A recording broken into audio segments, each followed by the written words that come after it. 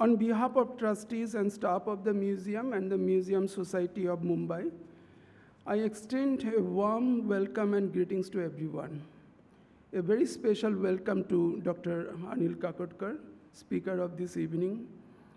I wish to welcome Mrs. Kakodkar and other family members present here in the auditorium. Thank you, madam. Thank you, sir. Thank you for coming and accepting our invitation. Thank you all for attending the 37th Coomaraswamy Memorial Lecture. Before we proceed further, may I invite our chairman, Mr. Eknath Sirsagar, to felicitate Dr. Kakodkar on behalf of all of us. Please.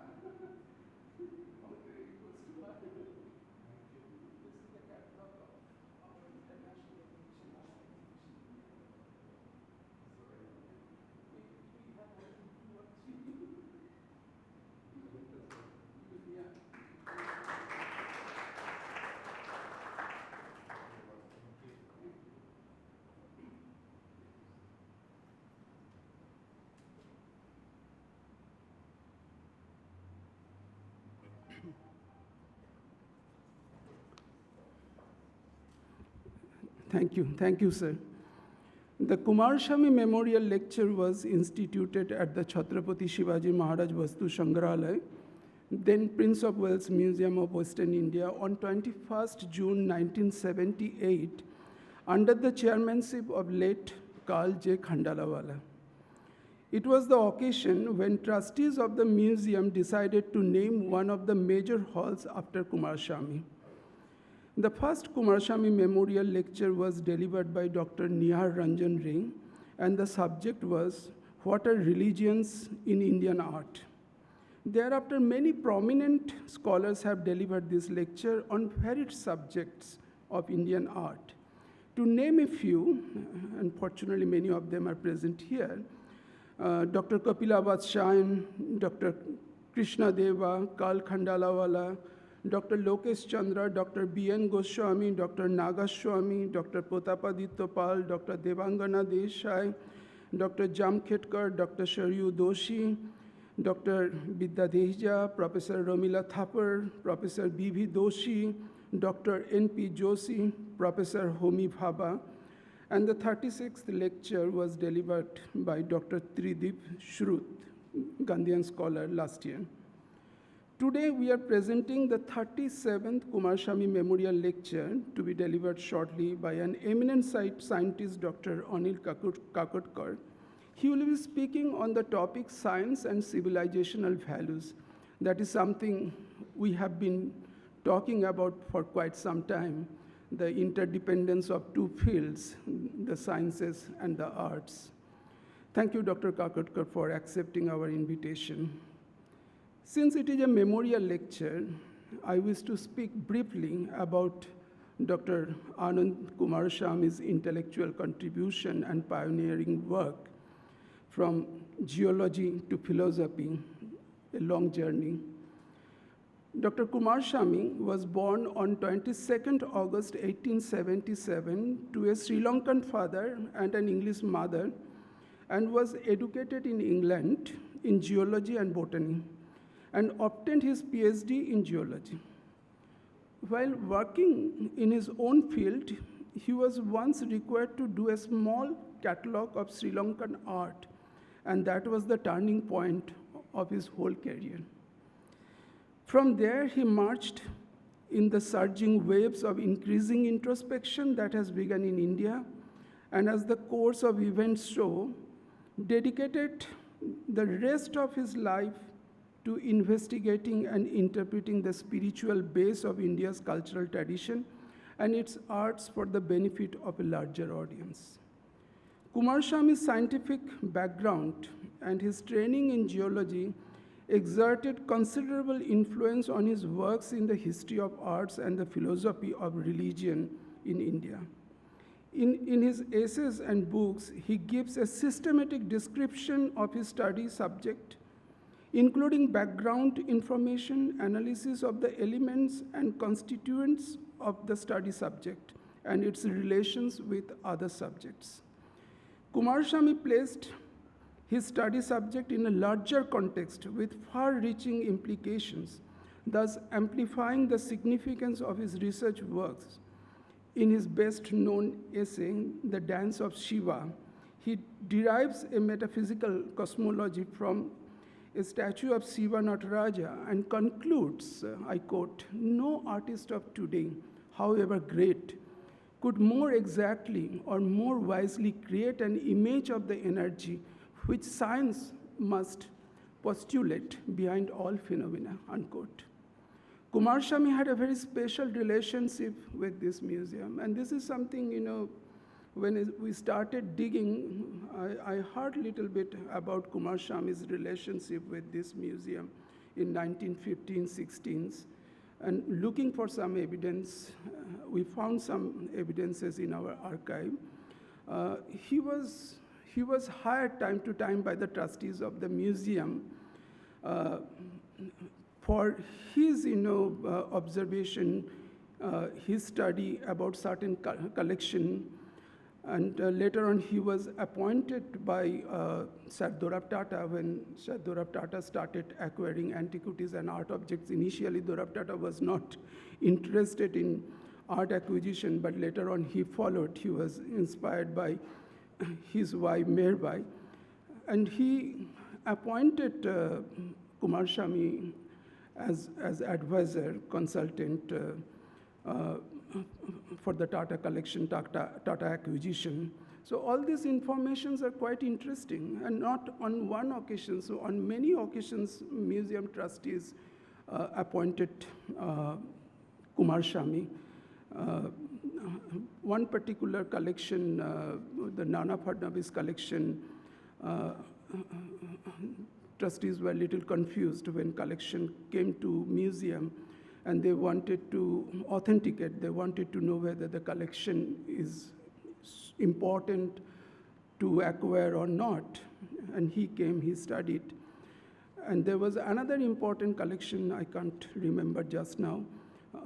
Again, he was appointed as consultant, and he gave his opinion, he shared his views with the trustees. And those information are interesting and important for all of us.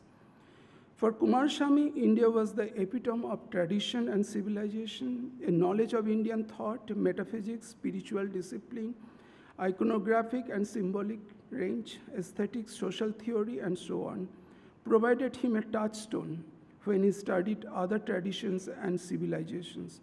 The great scholar had to migrate to America in 1917 and joined the Boston Museum as its curator of Indian art, and died in that capacity on September 1947. Now, I wish to introduce our esteemed speaker of this evening. Dr. Anil Kakodkar is an eminent nuclear scientist. He is Chancellor of the Homi Bhabha National Institute, Chairman of the Rajiv Gandhi Science and Technology Commission, and member of the Atomic Energy Commission. He was director of Bhabha Atomic Research Center during 1996-2000, chairman of the Atomic Energy Commission, the secretary to the Government of India Department of Atomic Energy during 2000-2009. Dr. Kakodkar has worked for the development of the atomic energy program in India throughout his professional life. A Technology Information Forecasting and Assessment Council, TIFSC, Apex Group, led by him, has brought out a Technology Vision 2035, which was released by the Honorable Prime Minister of India in 2016. For his exemplary work, Dr. Kakodkar has been honored with the Padma Vibhushan. Presently, Dr. Kakodkar devotes his time primarily to issues related to energy, education, and social development. He has been propagating the concept of village. It's a combination of city and village, a knowledge-based ecosystem for bridging city and village gaps for technology, enable sustainable development in rural areas. It gives me immense pleasure to invite our speaker of this evening, Dr. Anil Kakodkar, to deliver the lecture of this evening. Thank you.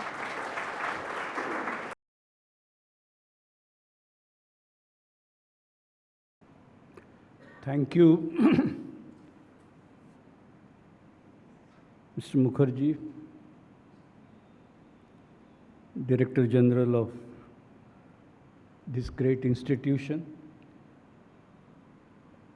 And there are so many very distinguished people in the hall, people from the domain of art history, philosophy, and I don't know what. So I'm a little overwhelmed because I feel fish out of water. But let me see, I'll try to do my best.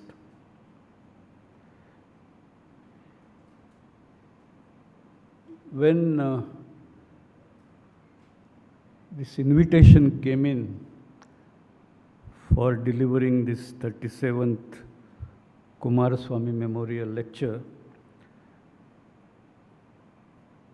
in fact, seeing that letter itself, I was overwhelmed. I had never indulged into this domain, although I had dealt a lot with science and technology, but we are usually categorized as very dry or cut and dry people. And so I was debating to myself as to what we should be talking here, and particularly on a subject and to an audience which is not quite my cup of tea. But then your letter, I think the quote from C.P. Snow gave me some courage. He actually cited what C.P. Snow said in his book, The Two Cultures, highlighting the divide that exists between art, science, and technology. And I'm of course absolutely convinced that that divide needs to be bridged. And the silage which Mr. Mukherjee mentioned is also one attempt to create that bridge, not quite between art and science, but between the knowledge, livelihood, and technology. And I believe that's very important. So, so that's where I picked up courage, and I'm here in front of you. So let me try. Before I begin, of course,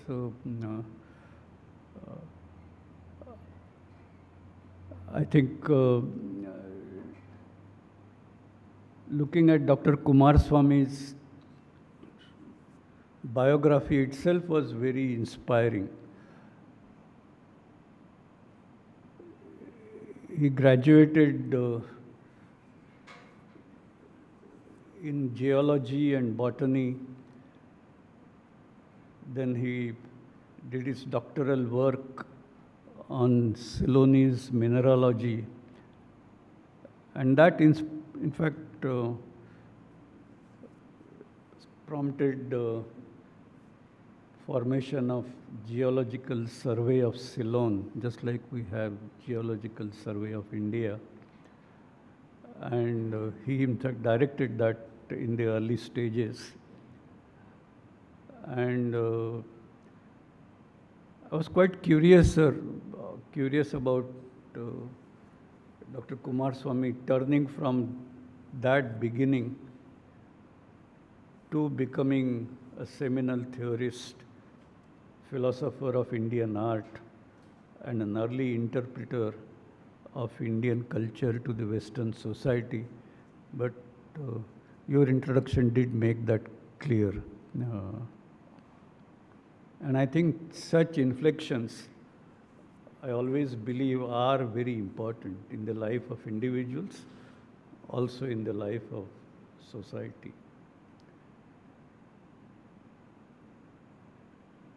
So, I feel privileged to be asked to deliver this memorial lecture, particularly during the centenary year celebrations of this great institution. What a privilege it is. Now,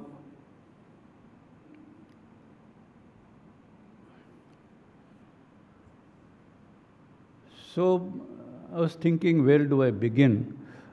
And then the invitation card came in, which had this perforated jar, terracotta jar of Harappan civilization, which is there in the invitation, all of you must have got. And that brought in my connection. Ceramics are an extremely important thing, of course, from point of view of civilizations, but also from point of view of modern technology. For example,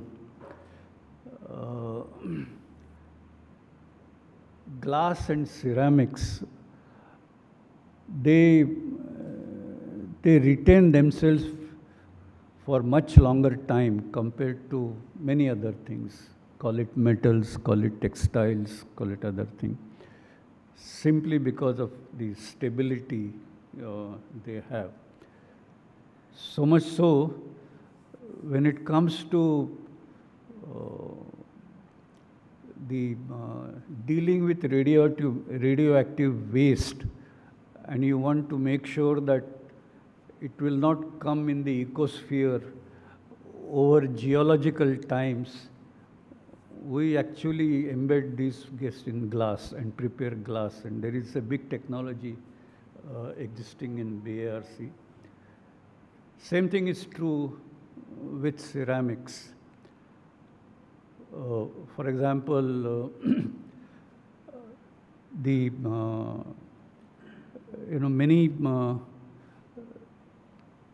many things which you want to possess properties which are unique, which are special, maybe in terms of refractory nature, maybe in terms of hardness or cutting properties, maybe in terms of, again, a crystalline structure, where I talked about glass, but you could also fix unwanted materials in the lattice of rocks, for example, and they will remain stable for a long, long time. And that's how the mineralogy sort of tells us. So I thought, let me look at this in the context of evolution. And of course, there are many ceramic things, and I have put some pictures, either as matters of day-to-day use or as things for purpose of engineering and infrastructure, building houses. I have put some pellets in the bottom right-hand side corner there. They are ceramics which are actually nuclear fuel. The fuel pellets, they are ceramics. And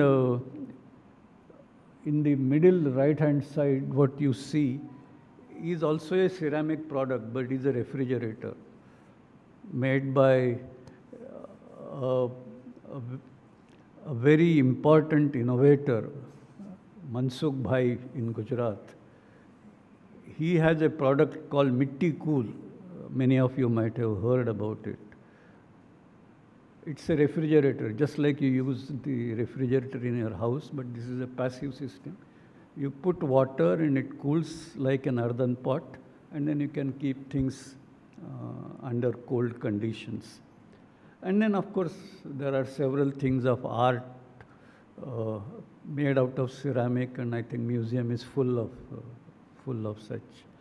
such products. Now,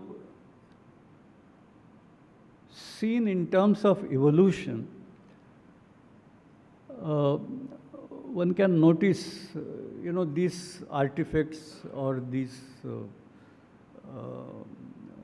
products, they come about because there is a functional need. But then if you look at earthen pots, for example, you see them in so many shapes. The surahi, all kinds of shapes exist. And I do remember one of my close family friends from IIT Bombay. He, in fact, spent a few years studying the forms of these ceramic objects and connected them with the place where people live and where they use these products, and connected the shapes and the climate and the environment and the conditions under which people live. He also did the same thing with bamboo products. For example, take the case of baskets, take the case of other bamboo products. For the same function, the shapes keep changing. Call it because you want to keep the mouth small so that the larger animals can't take away that water, or in terms of protecting the water or whatever. There are many reasons, but these shapes do change based on socio-cultural and climatic conditions. There is also this materials, technology, and society linkage. For example, you want to create products for human use. So there is, of course, a functional need, but you want to choose the best materials, or you want to do the best out of available materials. There is technology in making those materials, but there is technology in leveraging these materials to convert them to these products. And then you may make any product out of your ingenuity or your own ideas, but that doesn't mean that product will become or it will appeal to members of society, or if you're talking about market, that product will be successful in marketplace at whatever time we're talking about. And so there is that societal linkage. It's only those which people like, they become, and then of course it continues for some time to be replaced by something else to come. And then of course, design thinking is a modern term, but I think it was existing all along. And these thought processes have been always there in human mind. And that has led to this. I have put a few pictures connected with ceramic, but I can do the same thing in the context of metals. I can do the same thing in the context of things made out of other materials. I gave example of for example, bamboo, or any other material, textiles you can see.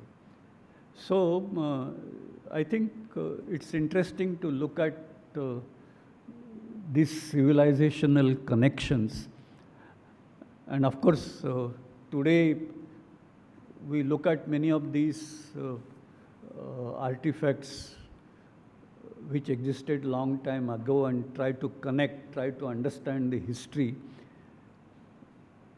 It also helps us to understand the evolution in civilizational terms.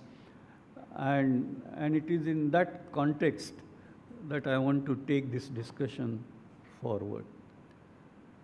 Now, pathways for this evolution, or the drivers, if I use today's term, they're clearly the human needs, the materials and technology, and of course the competition and dominance, or the human instinct of dominance.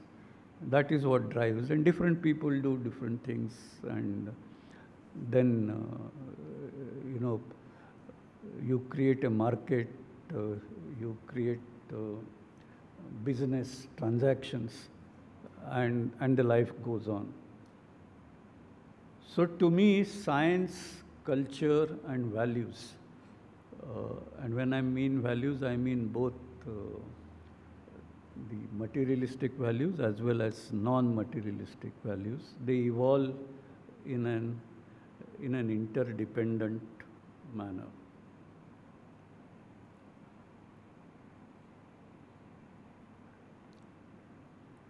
Now, I actually chose this or coined this title and then started worrying about what do civilizational values mean. Because, and then I got a very interesting definition, and I simply picked up because I liked it. I had given the credit to the author. He seems to be a fairly young person, but he said something meaningful. Civilization value is a physical or non-material product of human activity that has capacity by itself or aggregated with other civilizational or natural values to be recognized by other humans as potential source to accomplish one or more self-interest components. So I think it's a very practical way of looking at civilizational values. Now, in that context, I want to narrate some examples. For example, you have terracotta artifacts, perforated terracotta art. I also remember that there are several NGOs, and I distinctly remember one, and Dr. Godrej here, she, I'm sure, would know about it because she's connected with Jamnalal Bajaj Foundation. Now, there are NGOs who are looking at people who've been making a living out of terracotta objects. And the question is, at today's time, how do you make sure that that skill, that art form, that livelihood based on these is sustained? And it's a very difficult thing. And so there are efforts which, of course, must be recognized. But the point is, something which has such a large significance, so that we bring prehistoric times or historic times to contemporary times. But at the same time, today it has become very difficult to sustain. And it's not just terracotta. I think it has happened in many things around. It keeps happening. I also remember, this was the Birla Museum in Hyderabad. So Professor Siddhartha, who was the head there, so he told me that he saw some scriptures. I don't remember the title, but it had description of saying that you walk along this river in this direction, then turn left and then turn right, so much distance, dig the earth there, and then describes a process. You create a hearth and process it in this way, and then you would create a small alloy, and that alloy has properties which is absolutely resistant to salt water. You put it in sea water for years together, nothing will happen to it. So Professor Siddhartha thought that let me try to do that. So he actually did that, negotiated himself, went there, did that, and he actually showed me a small nugget of that alloy, and it did have that properties. Now, that text was, of course, very old.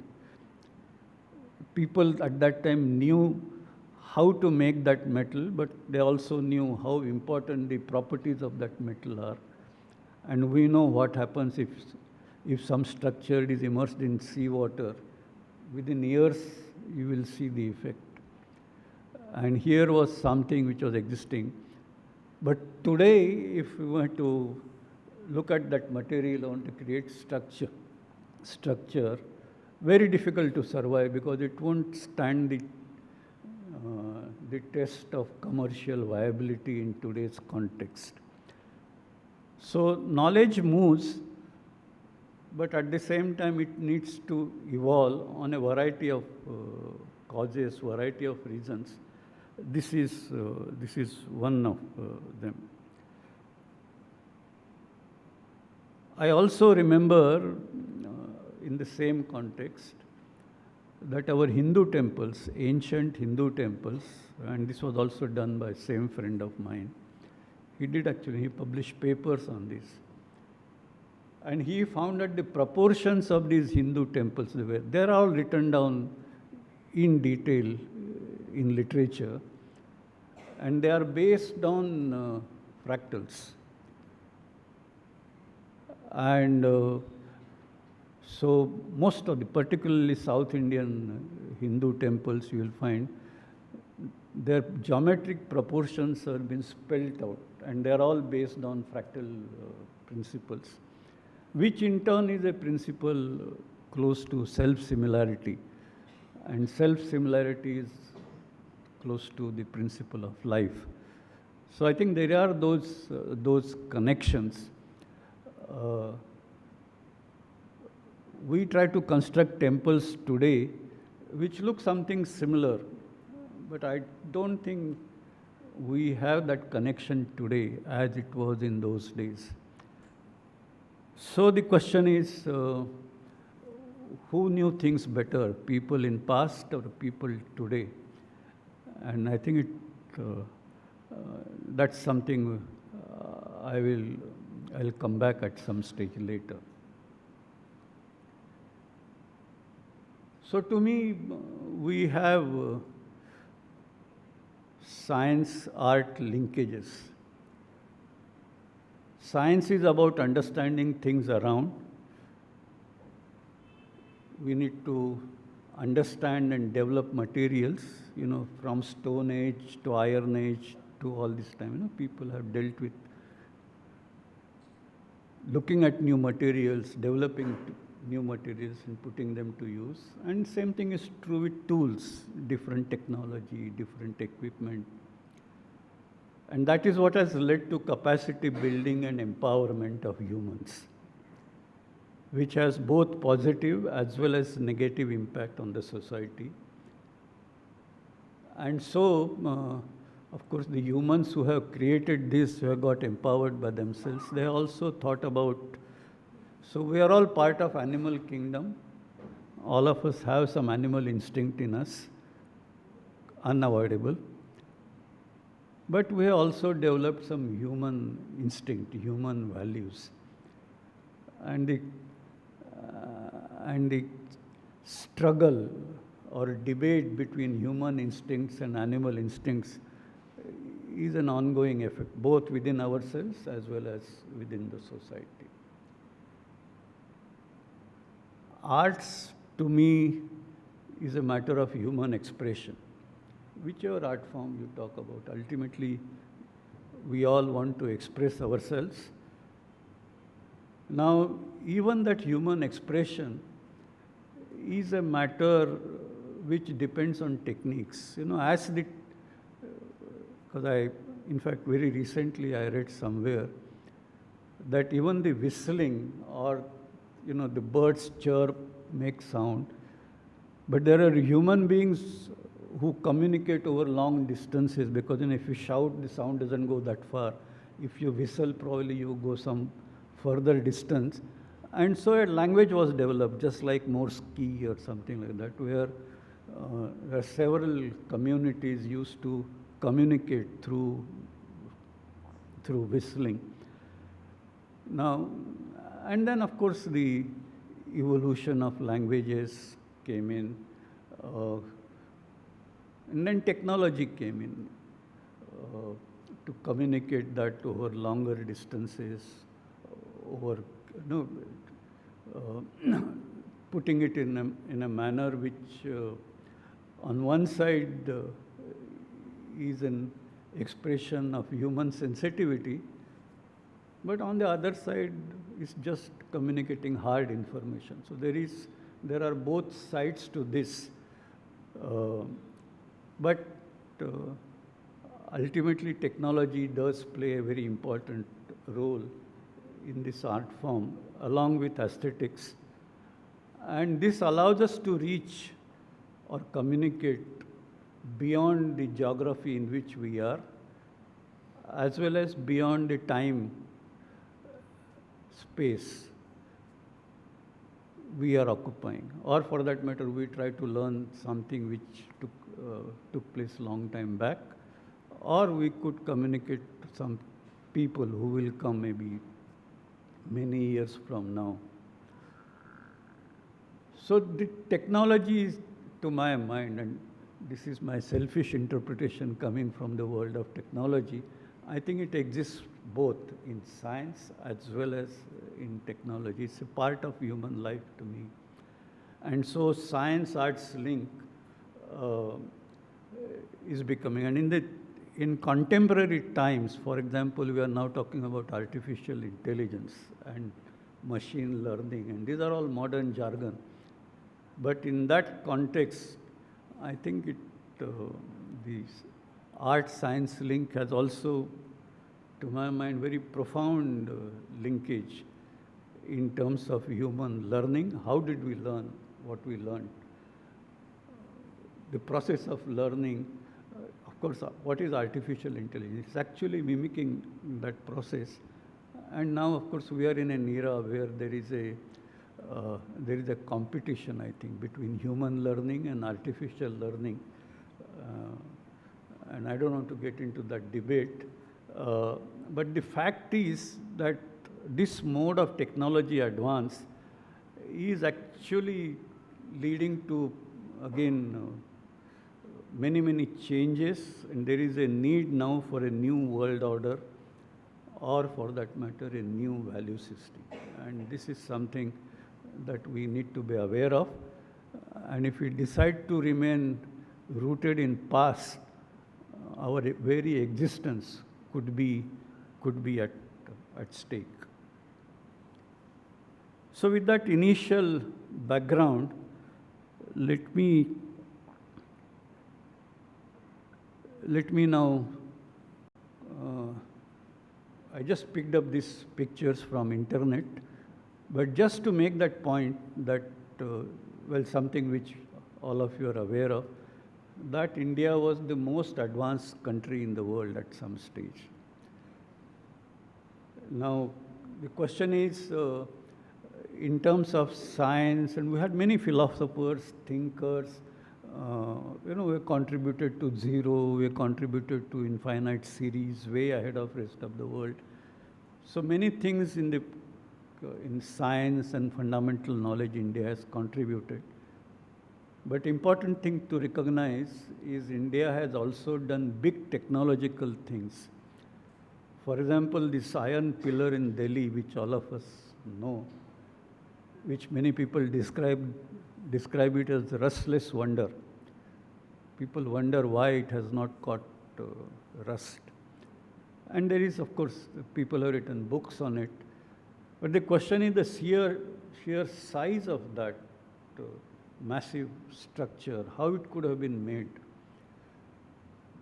Same thing is true with Dhaka muslin.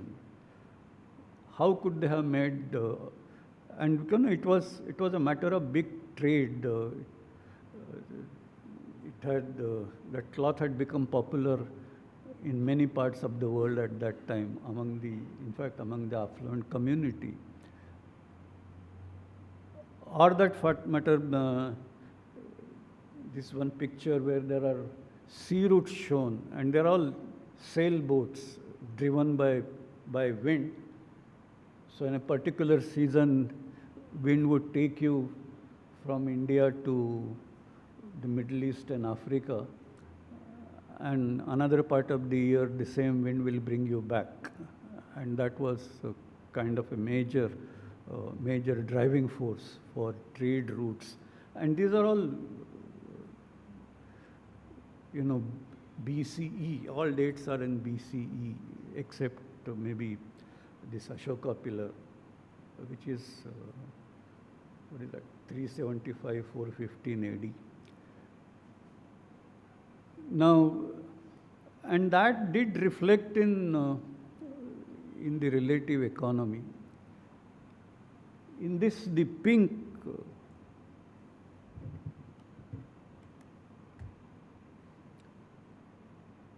this color, it represents India's economy in relative terms. This is 100, all of them.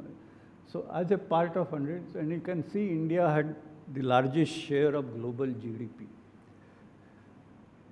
And that continued more or less up to this time. This is China, and this is US, dark blue, which didn't even exist at that time, you know, because US emerged much later. So no wonder that India had its knowledge base, India had its technology base, India had its large export base. And this continued all the way through agrarian era, but with the onset of industrial era, it started declining in relative terms. Now, I'm not saying that industrial era by itself was the reason, because we had technology, so obviously there is no reason, but it couldn't compete. As the industrial era emerged, India couldn't compete. It couldn't compete because we were under foreign rule, there was exploitation, there could be many, many reasons. And it's not my intention to go into those reasons here, but to recognize that as a society, we could not cope up with that challenge which the industrial era posed. Today we are in knowledge era. And if you notice, this is 1940, this is 1970. And now you can see that this is rising, this proportion is really slowly rising, and we know that Indian economy is growing very fast. And of course, we are all very ambitious that we will be the largest economy in the world, which I am sure will happen. The point I want to make is as we shift from agrarian era to industrial era and now to knowledge era, what are the societal factors which cause decline or which could cause the resurgence? Now, to me, it looks that India, with a large, we call it demographic dividend, large youth population, if we do right in terms of our education programs, do capacity building of our youth in a right manner, and leverage all our people. It's not as if the youth in cities are only contributing and the youth in villages cannot contribute, because actually their number is more. So if there is capacity building of that segment of Indian youth as well, in fact, the growth may be much faster. So it's the question of holistic approach to education, or for that matter, holistic approach to doing everything in the society. Now, to me it looks that we have had this, as a society, we have this serious silo mindset. I am this type, you are that type. So and that penetrates everywhere. I'm good at my skill, I'll keep that skill to myself. I'm good in physics, I'll keep chemistry people away. And so I am a good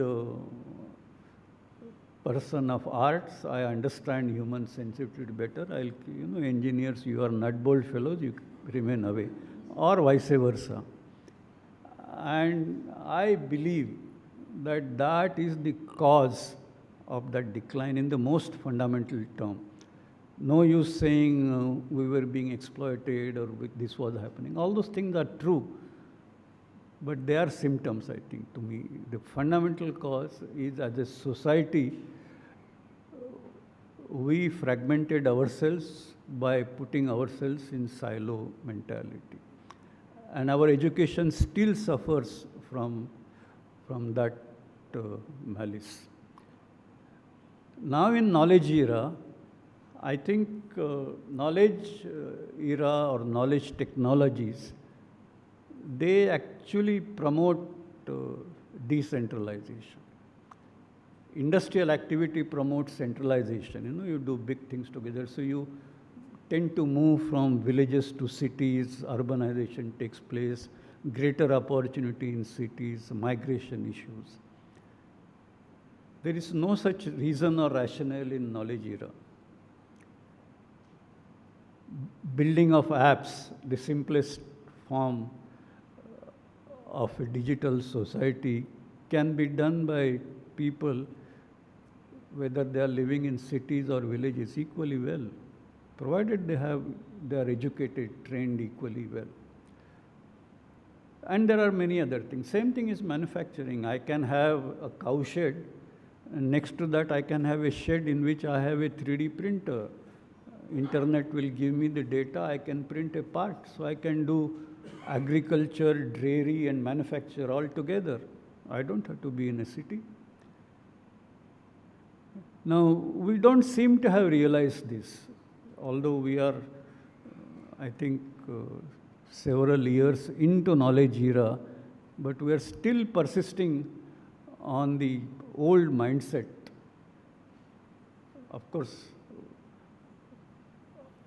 urban area, all problems have taken place. I think there are civilizational issues which we don't see it because we are in it. I am pretty sure 1,000 years down the line, people will notice this. So I think it is this that has been kind of bothering me.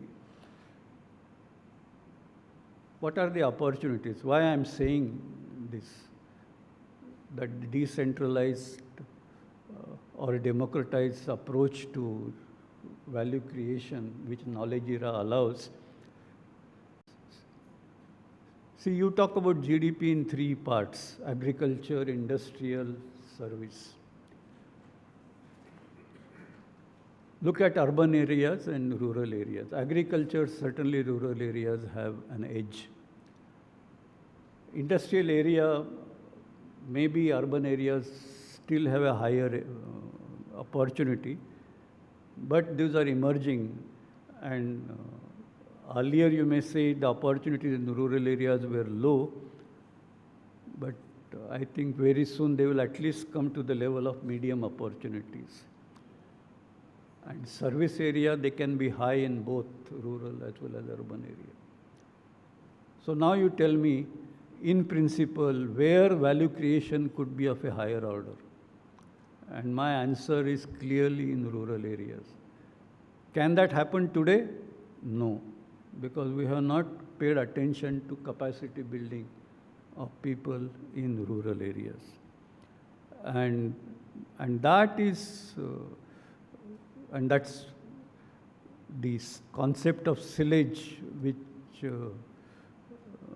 Mukherjee mentioned. This is the thought behind this. Now, why should we worry about this? Because I see a danger going forward the way we are continuing. We all know knowledge multiplies power. Now, once you are powerful, you can use that power to exploit others and become even more powerful.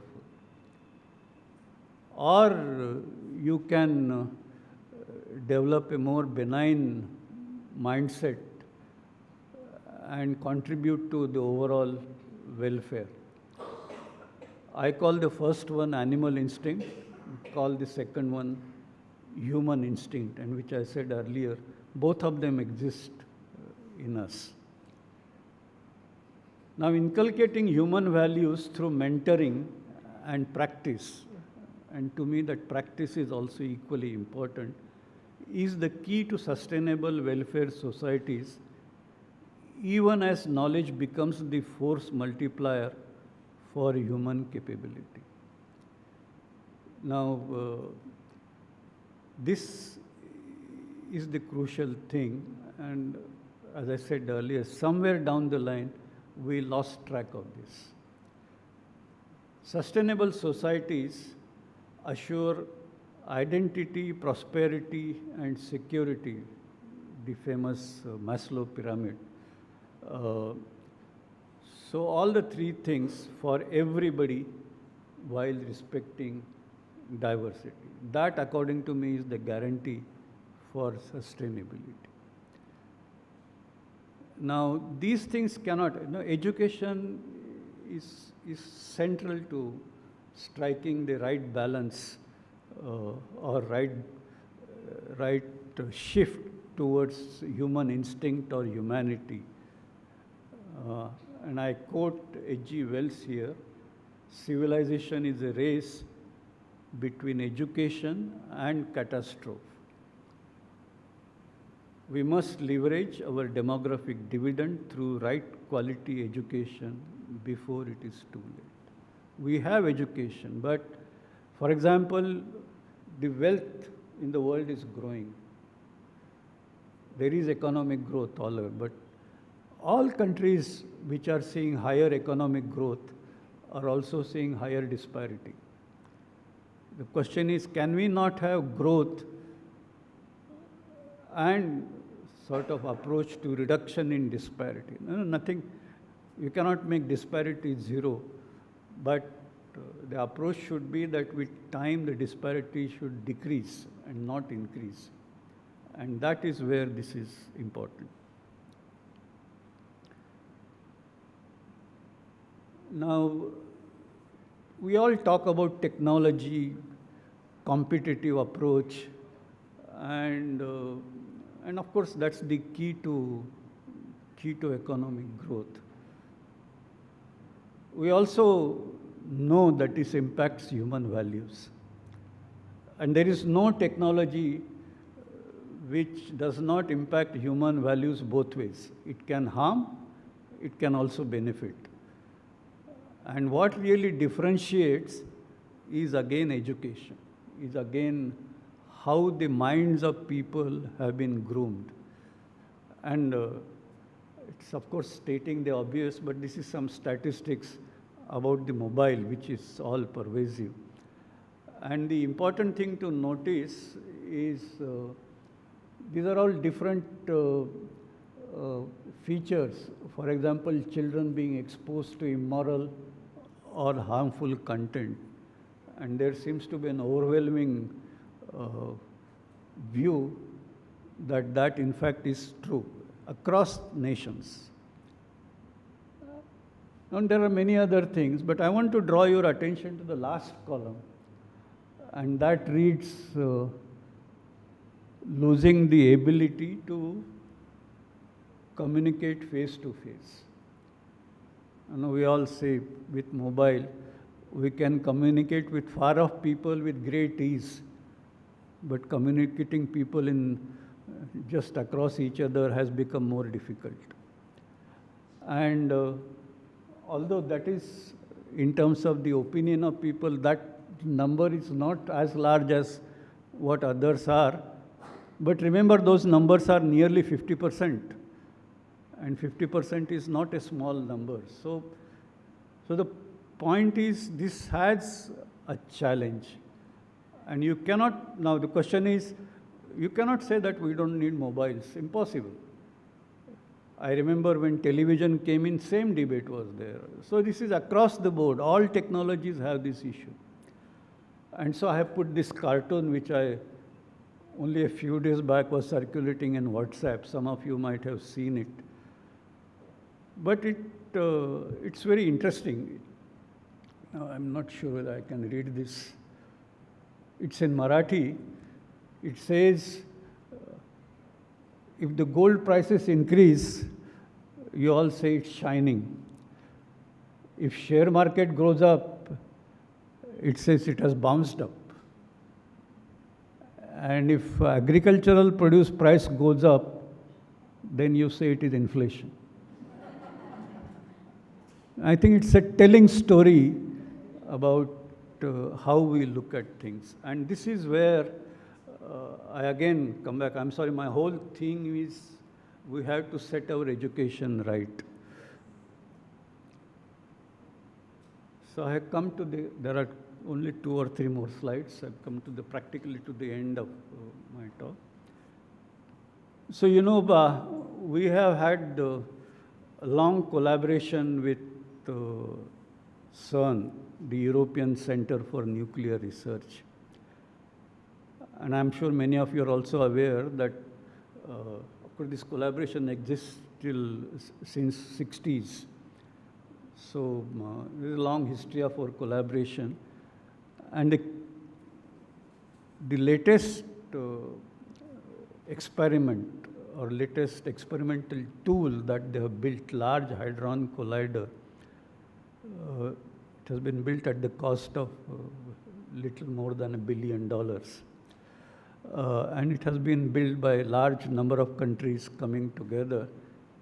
And the purpose has been to figure out what happened at the time when the universe began. You know, we talk about Big Bang. What was the condition at the time of Big Bang? Just to understand that. So some of us thought, I was the chairman of Atomic Energy Commission, and CERN collaboration has been very beneficial. And they, of course, it's a center where only European countries can be members. And there are very few countries outside Europe, for example, United States and others, who are kind of observer states or associate members. And they said, okay, we will recognize India also as one. So, you know, Hindu or Indian tradition, if somebody gives us something, we reciprocate, return gift. So we thought that we should create some return gift. So a 2-meter tall statue of Nataraja was created by the traditional artists in South India. And it was sent there, erected there, and presented to CERN. And what you see in the picture is the Director General of CERN, Dr. Robert Eimer. And I had the privilege, along with Mr. Chandrasekhar, who was the Cabinet Secretary. He was our ambassador in Geneva at that time. So we did present that. And to tell them, when you present something, you have to be also, you have to clear why you have chosen this present. And you have to convince the others, or at least, shall I say, impress the others, saying why we are doing this. And so there are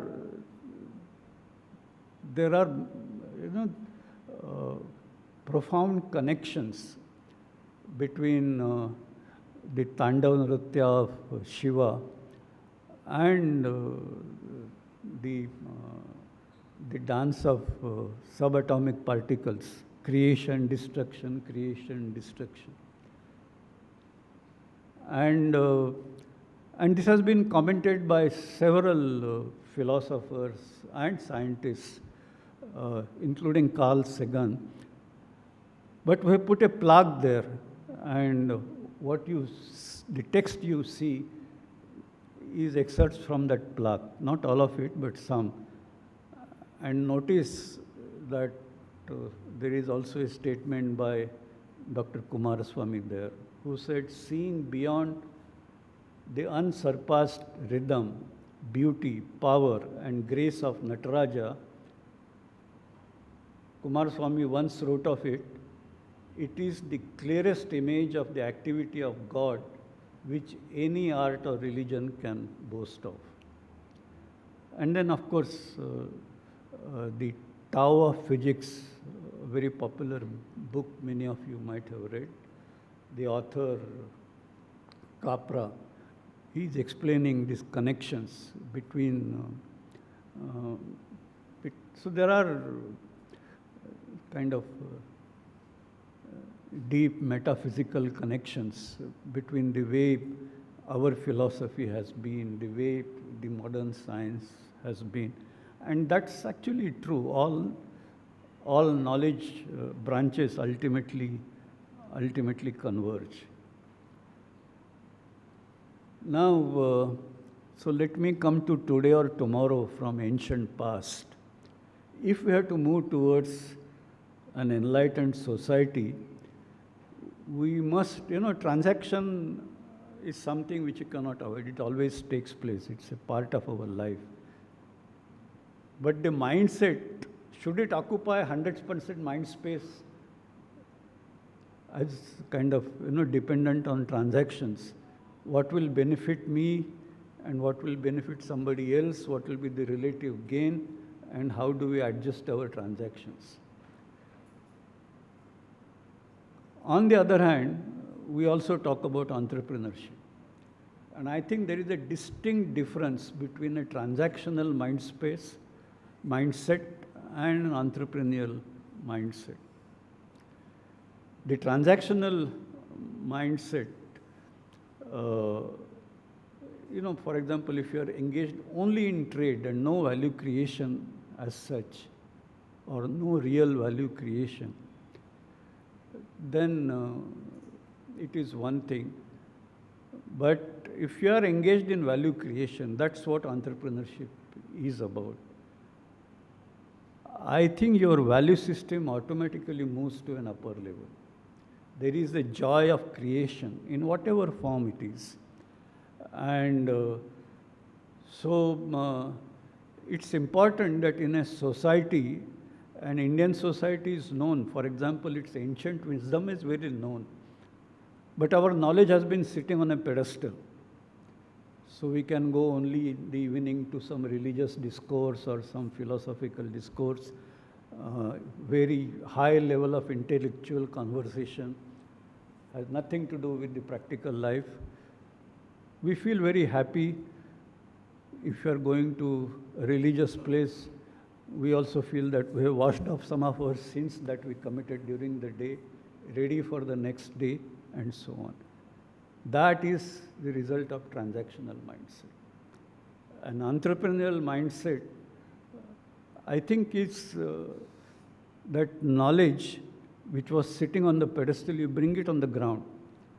That knowledge is brought to bear on both the society as well as economy. And once that knowledge is descended in our day-to-day activities, our thing, then I think we move to that next level. And that's a move towards innovation and entrepreneurship involving a major cultural transformation. So when we talk about startups, when we talk about innovation, all these things have become buzzwords. Many times they are being spoken without meaning much. According to me, if it leads to this cultural transformation, which we need desperately in our country, I think that is what we should move towards. And I have no doubt India would go to its destined place the way it was in prehistoric times. So I end with a cartoon, and I think it's important. We talk about biodiversity, and we also know that diversity is the basis of sustainable excellence. But look how we deal with ourselves. So here is a headmaster or master of a class. Now all students are not alike. Their aptitudes may be different. They may have some innate capabilities quite different from each other. But we say, because we are a democracy, so we should have a fair selection. So everybody has to take same examination. So look at the examination which the master has given to his pupils. It doesn't help the society. So with that I end. Thank you very much.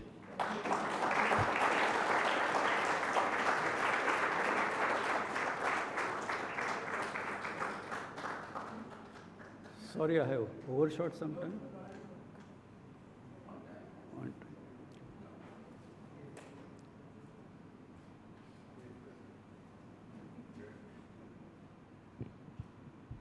Thank you very much, Dr. Kakodkar, for reminding us that the bridge between the science, the arts, and the civic society is indeed of atomic dimension. We don't see it, but it exists very, very fundamentally. And I think we are grateful to all the creative scientists and the meticulous artists who have pushed us through civilizations as we tread ahead. We thank all of you for being here on behalf of the museum and the Museum Society. Firoza ji is here. And just a few notes for the next lectures.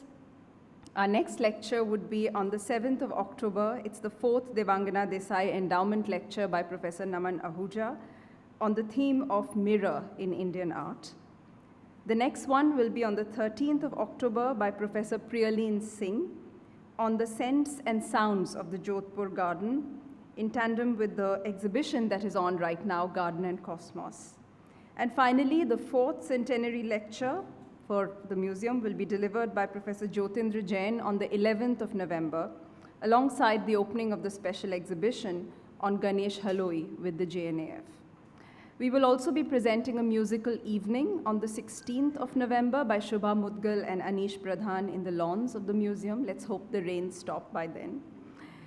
And thank you very much again, all of you. Thank you so much, Dr. Kakodkar, for such an enlightening set of ideas, which I think will push us in different directions in the next few months. And I must say that my colleagues in education, because there are so many people from the sciences here today, we are planning an exhibition on space in our children's museum. My colleague Vaidehi Savnal, Pratik, Mukta, and everybody in education are kind of designing it.